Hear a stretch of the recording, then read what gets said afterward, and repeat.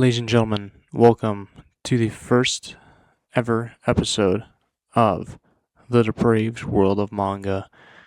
In this series, we will be discussing the Depraved World of Manga, as is in the title. As with most mediums of storytelling, manga can be absolutely anything the author wants it to be. Most manga readers will never reach the depths we will be discussing in this series, opting to read more mainstream options like Jujutsu Kaisen or Food Wars or maybe Demon Slayer, but never what we will be discussing in this series. From sick and twisted tales of mental decline and eventual regret to heinous acts to reach euphoric pleasure that will result in one of the most viral gore videos the internet has ever seen. Manga can truly be anything the author wants it to be. Tonight's story is one of mental decline, one of debauchery, and the worst acts imaginable, all inflicted on a girl who was once innocent and pure.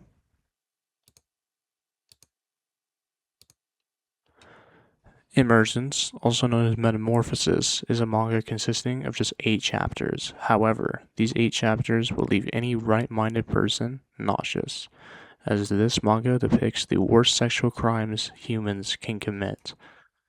The story starts with the middle school graduation of the main character, who is simply named Saki Yoshida, who went all throughout her middle school years without a single friend.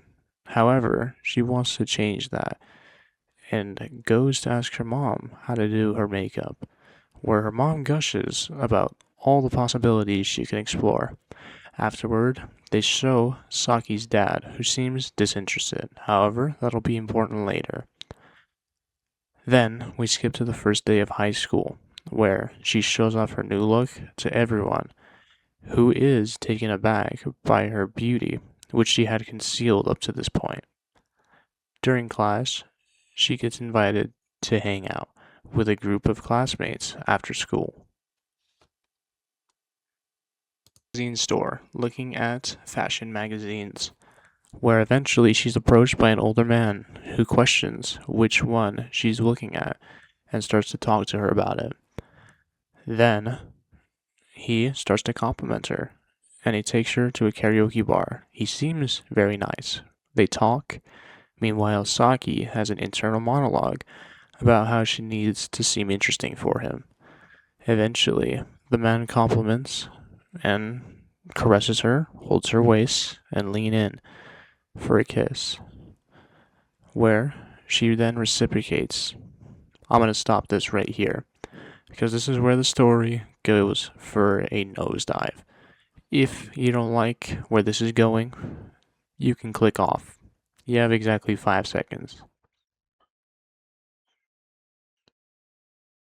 You still here? Alright, for those of you still here, let's continue. After the kiss, they start to make out, and then he unbuttons her shirt and undoes her bra to access her breasts, which he begins to fondle.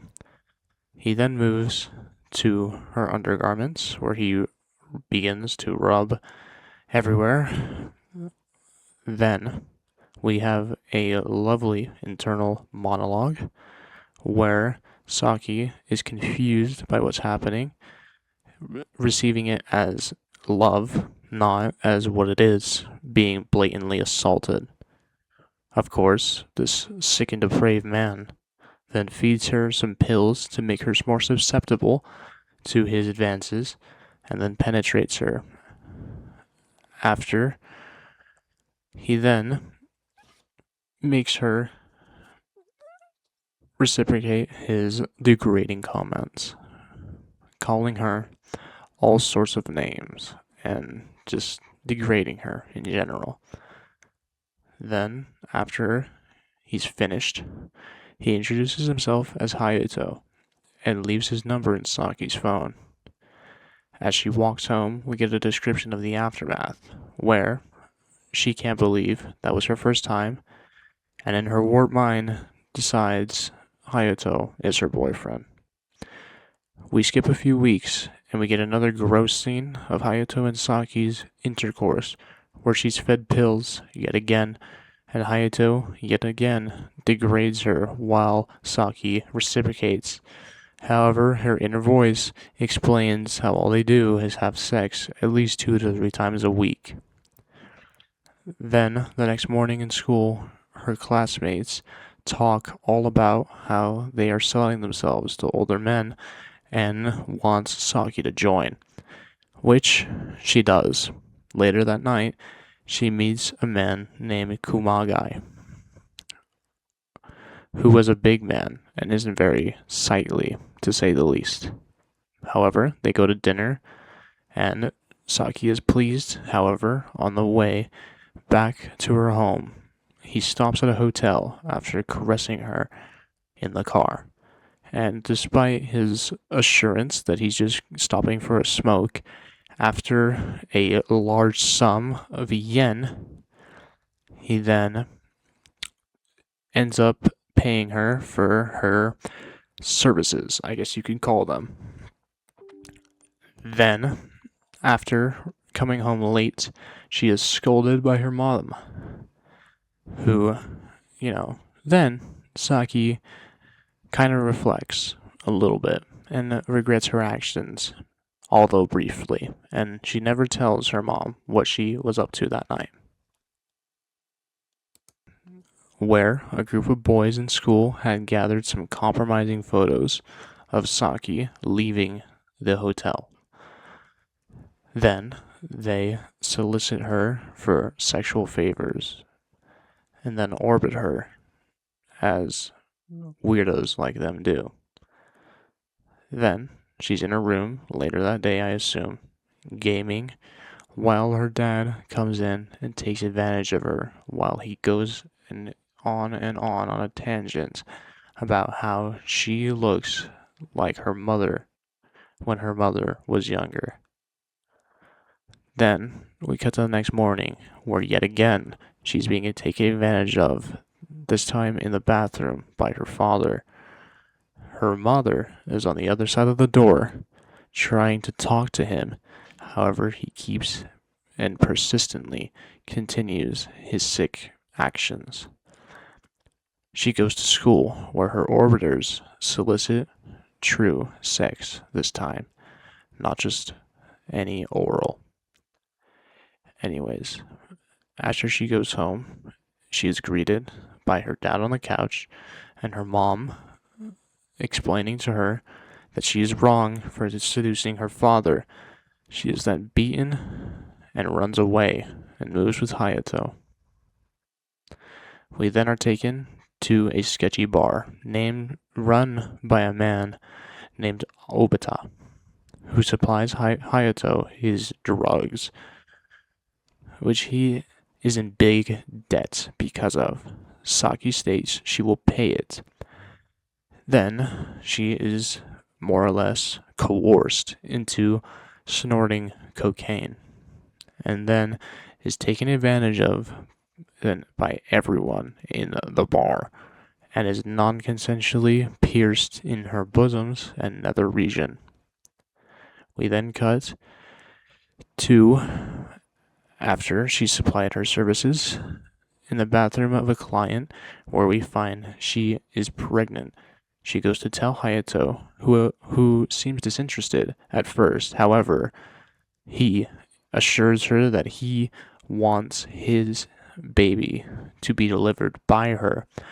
So they decide to go and terminate her current pregnancy. We then cut to said termination, where she's sad and she sheds some tears. We cut to her next client, who we know very well, as it's Kumagai. And he isn't pleased with Saki's new look of blonde hair, change style, tattoos, and piercings. He degrades her, telling her to oink like a pig, and tells her how she was much cuter before. However, he still uses her services, and in addition to that, he keeps her company while Hayato gives her the cold shoulder. She then goes to Obata's bar, where he is there along with a few other random men, where she gets taken advantage of yet again. However, before they fully do so, they give her a dose of heroin, which she takes and ends up becoming so intoxicated on said heroin, she doesn't even realize she's being violently taken advantage of. After she's robbed and thrown into a dumpster behind the bar. After going back into the bar, Obata gives her an ultimatum to be paid with money or to be paid with drugs. Of course, since she's hooked on the feeling of heroin, she picks the drugs, and Obata yet again takes advantage of her. She then goes home to Hayato, who is livid. She came home with no money. However, she came home with substances. He then beats her violently and then kicks her out. She is now completely homeless. That night, she ends up using on a slide and begins to pleasure herself on the same slide. She's then approached by two homeless men who she lets use her services, I presume. So, in return, they take her to their encampment where they try to feed her, but she throws it all up instantly, inferring that she is yet again pregnant. She then decides to keep the baby. A noble, however, irresponsible choice, in my opinion. As we skip forward 9 months later, she is heavily pregnant and heavily addicted to heroin. Of course, she's still in the sex trade. And we see this in the first panel of chapter 8, as she's providing her services to a man in his cardboard box house.